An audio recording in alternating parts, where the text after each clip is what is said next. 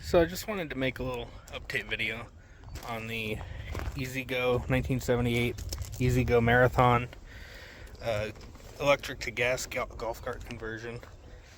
It's been a long time. So I moved from Florida to Tennessee and I dragged this thing up with me because I just can't give up on it. But here's where we're at now. I made a new seat for it. It's pressure treated wood this time, so we're hoping that that doesn't rot, and I think the addition of the foam and the vinyl will help with that. Obviously I put a little hinge right there for it. It locks open. So the vinyl's just cheap Walmart vinyl, and the cushions are from a couch that was on the side of the road. I got this handle here to easily grab and lift it. The gas tank's nicely mounted back here with spacers so that it, gravity feeds the fuel correctly. One of the biggest issues with this was the chain tensioning system.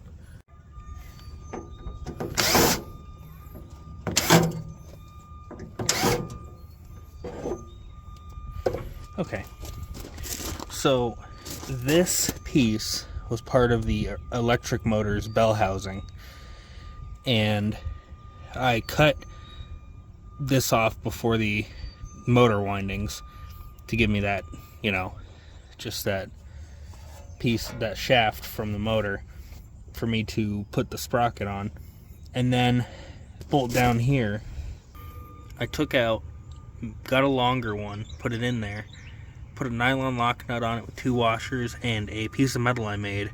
And this has a hole here for this bolt, a hole there for the bolt for this idler sprocket, and then a small hole with a little triangle sticking off the edge of it to mount the spring that's giving it spring tension, so that this holds tension on the chain. The throttle linkage here is a threaded rod going to the original throttle pedal parts, and I believe this is too as well, but just a long threaded rod. It's stainless steel so it doesn't rust. Then I've got some flat stock I bent a piece, bolted it to the stainless steel engine mounting plate, and then made this setup, obviously. So when I do the throttle here, it pulls the cable. Now I'm hoping that maybe eventually I will revise this setup to get more power. I put a very small pod filter on there because that's all that I had room for. I'm thinking heavier valve springs, governor delete, and maybe like a stage 1 jack kit or something. I don't really want to go too nuts, I just want it to be reliable. But the most recent thing I did was underneath it. This is the original brake pedal arm, and this is parts from the 1986 brake assembly, and I kind of had to figure out how to make this work. I bent this so it would go into this assembly, and then I made this bracket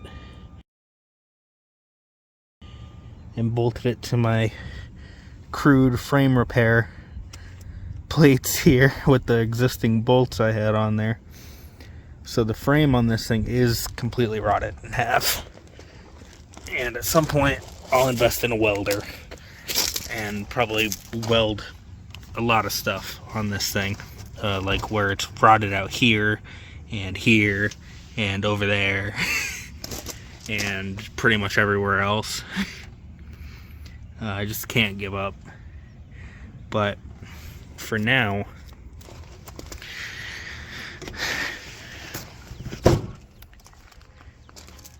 it's looking pretty good, and it's working pretty good. It goes about 20 miles an hour, so about stock.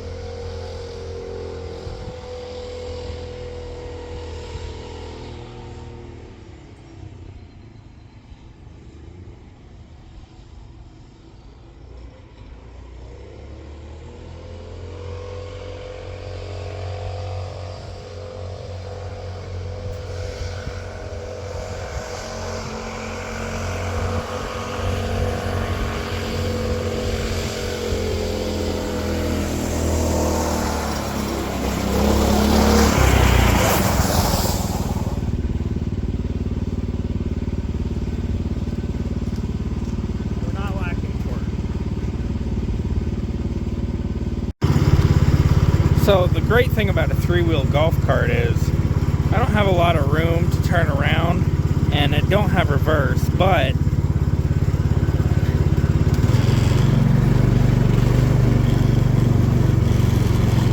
the turning radius is unmatched.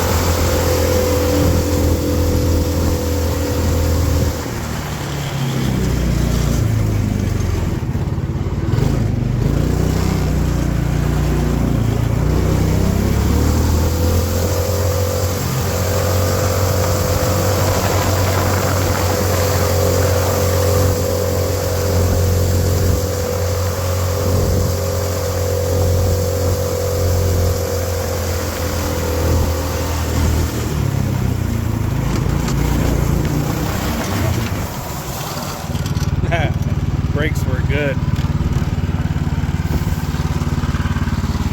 Really locks them up.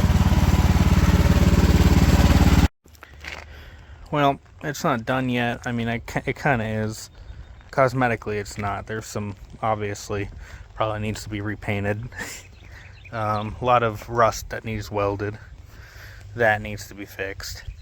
And something else I didn't mention is that I actually sourced new old stock brakes for it, drum brakes, and I got new cables, obviously, and I figured out how to connect them to an electric golf cart brake pedal on this model. But other than that, time to cover it up because it's raining.